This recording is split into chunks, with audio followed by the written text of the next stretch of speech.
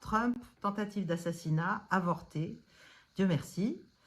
J'ai beaucoup de mal, alors bien sûr, il y a tout un tas de conjectures, de scénarios, de choses qui sont évoquées, d'hypothèses dans tous les sens.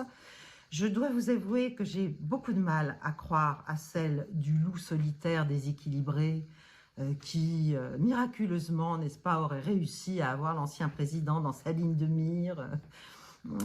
Enfin, ça me semble hautement improbable pour des raisons que je vais, pour tout un tas de détails que je vais évoquer avec vous. Moi, j'ai tendance à pencher pour une opération montée avec des complicités internes de l'appareil d'État américain, de près, de loin, à quel niveau, qui exactement, dans quelle mesure. Mais enfin, ce ne serait pas une nouveauté. Les services américains et d'ailleurs d'autres services de renseignement à travers le monde le pratiquent depuis toujours et ça ne s'arrêtera pas. Je pense que quand même, il y a un certain nombre de points dans ce qu'on sait de cette affaire aujourd'hui qui permettent de songer malheureusement à ce type d'hypothèse. Alors le problème, c'est que ça a raté. Donc l'effet boomerang est terrifiant, évidemment. On va en parler.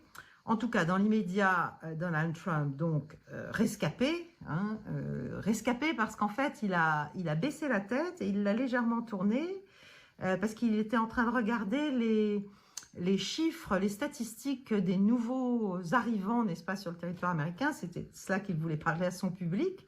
Et c'est ça qui a fait finalement qu'il n'a pas été assassiné, tout simplement. Donc, c'est l'ironie du sort. Il a en tout cas demandé pour lui-même, il a remercié le Secret Service malgré tous ses efforts, ce qui était de bonne guerre, prudente, et il a demandé pour Robert Kennedy Jr., qui est le candidat des indépendants dont personne ne parle, mais qui est pourtant un candidat très intéressant à bien des égards, une protection qui jusqu'à présent lui avait été refusée. Et il n'a pas tout à fait les mêmes moyens, évidemment, que Donald Trump. Et il n'est pas surtout ancien président, donc voilà.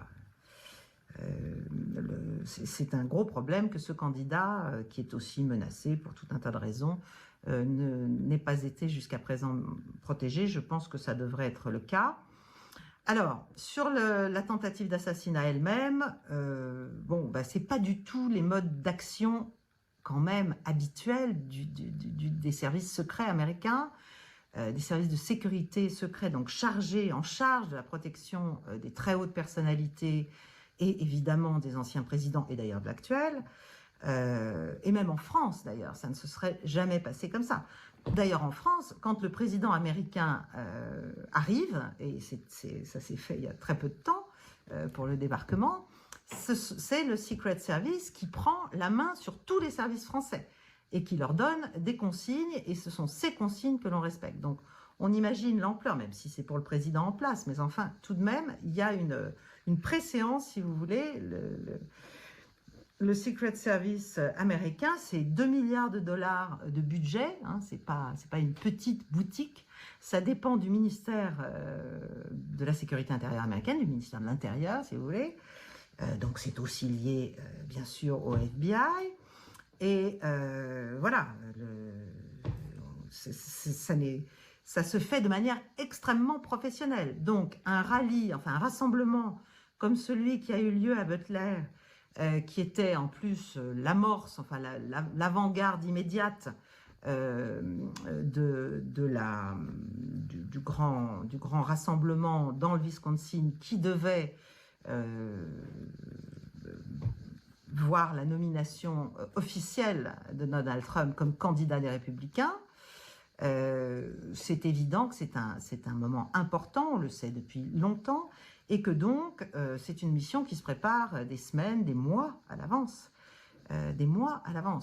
Donc il y a une anticipation nécessaire et il y a un screening, il y a véritablement un balayage total de tous les angles possibles de tir, d'attaque, de menaces sur l'orateur, en l'espèce l'ancien président Trump, dans tout l'environnement de l'endroit où il va parler. C'est un peu juste la base.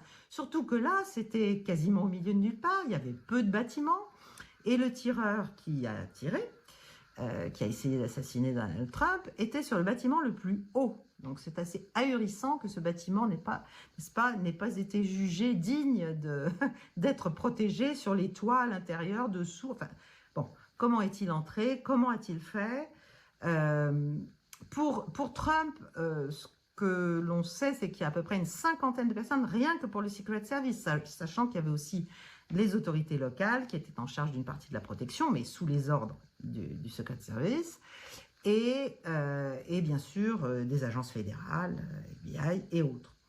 Donc, bon, qui est cet individu? Bon, voilà, moi je crois que ce n'est pas du tout un loup solitaire, ça peut être quelqu'un qu'on a sélectionné justement pour ses vulnérabilités diverses ou pour le profil qui paraissait intéressant et qui pouvait permettre de l'aider, de l'entraîner, de le pousser à l'action, de lui expliquer qu'il serait un héros.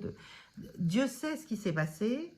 Et évidemment, je ne suis pas en mesure de vous le dire, et ça n'est pas du complotisme. Il faut quand même, à un moment donné, le complotisme, c'est bien gentil, mais on peut aussi quand même faire quelques liens, mettre un peu des traits entre des points, si vous voulez, et se rendre compte qu'il y a tout un tas de trucs qui clochent.